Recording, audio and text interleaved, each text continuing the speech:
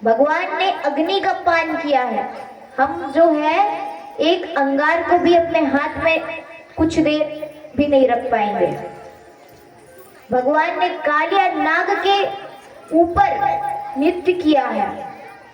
हम जो है एक फन वाले सांप को भी पकड़ नहीं सकते, पकड़ना तो दूर की बात है, देखकर भाग जाते हैं।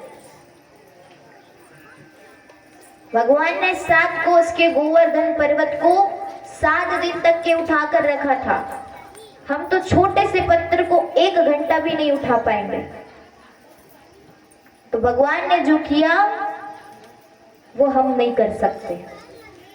तो रास में प्रवेश करने का अधिकार सबको नहीं है, इसलिए मैं आप सभी को कह रही हूँ, रास लीला में प्रवेश करने से पहले हम सब अपना मन को शुद्ध कर ले, मन को एकाग्र कर ले।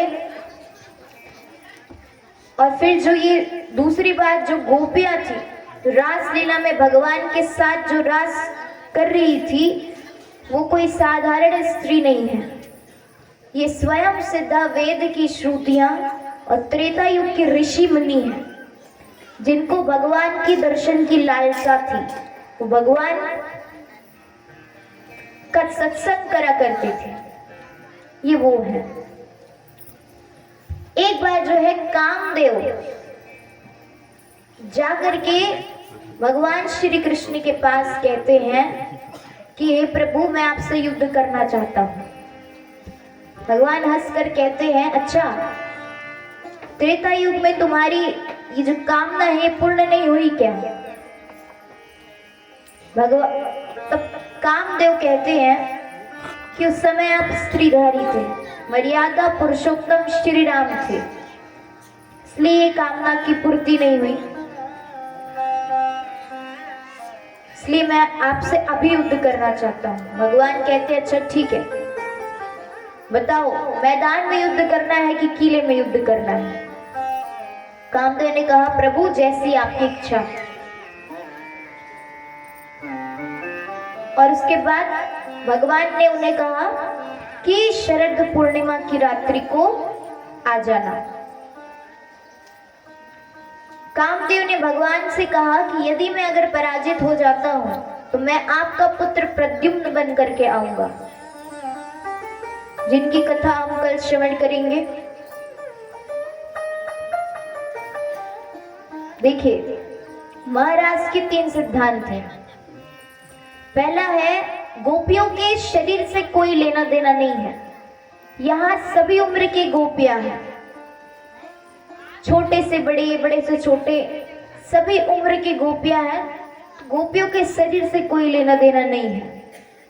दूसरा सिद्धांत यह है कि महाराज हमें लौकिक प्रेम नहीं बल्कि अलौकिक प्रेम सिखाता है, विशुद्ध अलौकिक प्रेम। तीसरा सिद्धांत है, आत्मा का परमात्मा से जुड़ना रास और जीवात्मा का परमात्मा से जुड़ना महाराज। चलिए महाराज में प्रवेश करते हैं हम सभी। सुखदेव जी महाराज लिखते हैं, सुखदेव जी महाराज कहते हैं कि भगवान पीता रात्रि शरदोत्फुल्लं मल्लिका वीक्ष्यरन्तु मनश्चक्रे योग माया उपाश्रिता। भगवान अपीत रात्रि शरदोत्फुल्लं मल्लिका, इसका अर्थ ये है कि शरद पूर्णिमा की यह रात्रि मल्लिका अधिक पुष्पों से बड़ी सुशोभित हो रही है।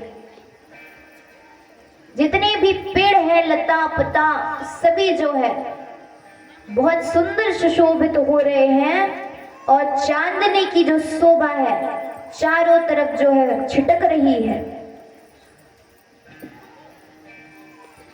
वीक्ष्यरन्तु मनश्चक्रे योग माया उपाश्रिता। यहाँ पर भगवान ने पहली बार श्रृंगार किया है। प्रभु ने पहली बार श्रृंगार किया है, झरोखे से कूद करके, लता पताओं से गुजर करके भगवान जो है यमुना तट पर पहुंचते हैं।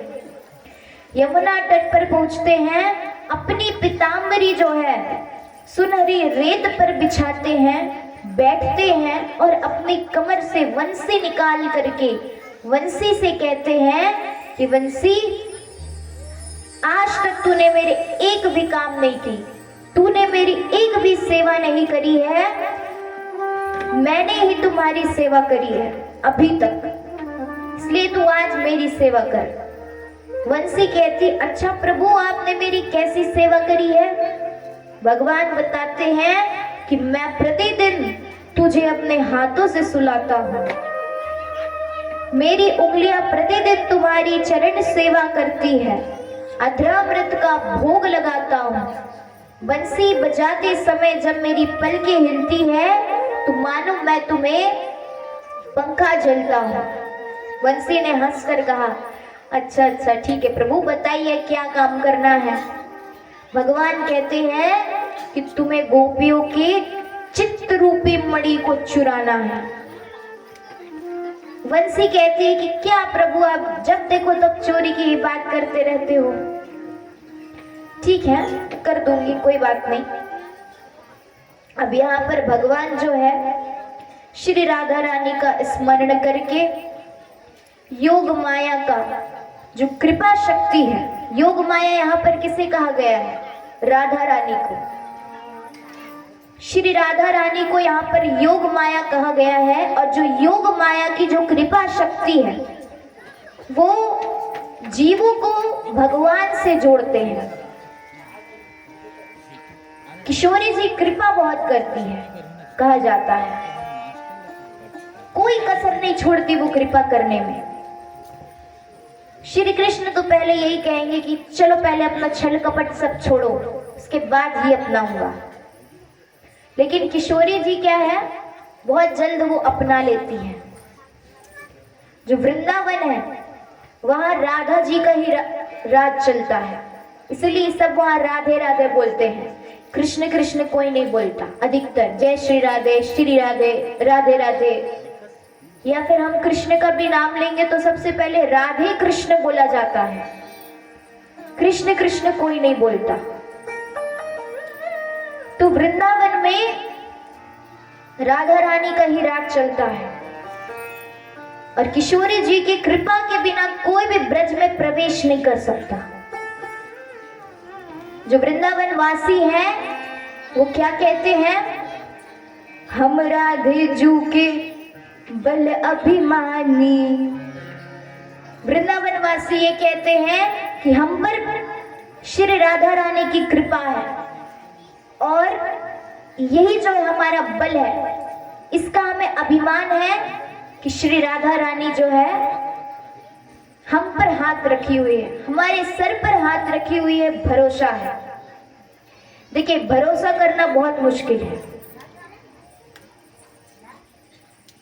हम लोगों पे बहुत जल्द भरोसा करते हैं, लेकिन भगवान पे भरोसा नहीं कर पाते। भगवान पे भी भरोसा करना बहुत मुश्किल है। भक्ति का सबसे प्रथम सीढ़ी है भरोसा, विश्वास। अगर आप भक्ति कर रहे हैं, साथ में विश्वास नहीं है, उस भक्ति का कोई मतलब नहीं है। बिना विश्वास के भक्ति अधूरा है। देखिए, मनुष्य होना भाग्य की बात है, मनुष्य होना भाग्य की बात है, लेकिन भगवान का भक्त होना सौभाग्य की बात है। बोलो राधे राधे। तो हमें भी हमेशा भगवान नाम का स्मरण करना चाहिए, राधा रानी का भजन करना चाहिए, कृष्ण का भजन करना चाहिए। हमें अपने मन में क्या भाव रखना चाहिए?